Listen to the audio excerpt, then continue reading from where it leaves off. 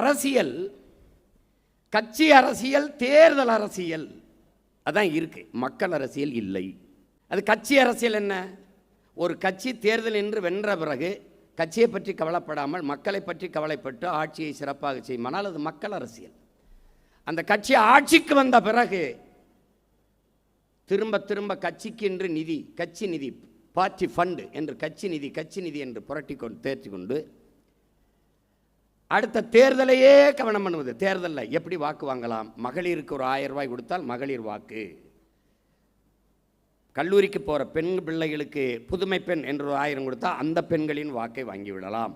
கல்லூரிக்கு போகிற பிள்ளைகள், ஆண் பிள்ளைகள், தம்பிகள், அவர்களுக்கு ஒரு 1000 போட்டால், தமிழ் மகன் என்று போட்டால் அது ஒரு 1000, அந்த பிள்ளைகளின் வாக்கை வாங்கிவிடலாம். இதையே கவனத்தில் எடுக்கிற போது இது தேர்தல் அரசியலாகிறது, மக்கள் அரசியல் இல்லை. படிக்க போகும்போது தம்பி தங்கைக்கு 1000, படித்து முடித்து விட்டவர் 1000 இல்லை.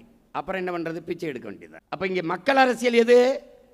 படித்து முடித்தவுடன் அவன் அதே வருவாயை ஈட்டிக்கொள்வதற்கான வாய்ப்பை ஏற்படுத்தி கொடுப்பது மக்கள் அரசு. இப்போ நாம் செய்ய வந்திருப்பது கட்சி அரசியலும் அல்ல, தேர்தல் அரசியலும் அல்ல, மக்கள் அரசியல். இங்கே செய்தி அரசியல், விளம்பர அரசியல் இருக்கு, சேவை அரசியல், செயல் அரசியல் இல்லை.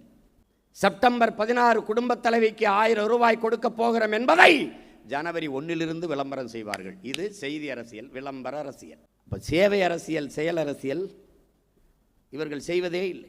100 ரூபாயை கொடுத்து விட்டு 200 ரூபாய்க்கு விளம்பரம் செய்வார்கள். இப்போ இந்த அரசியலை மாற்றணும்னு நினைக்கிறோம்.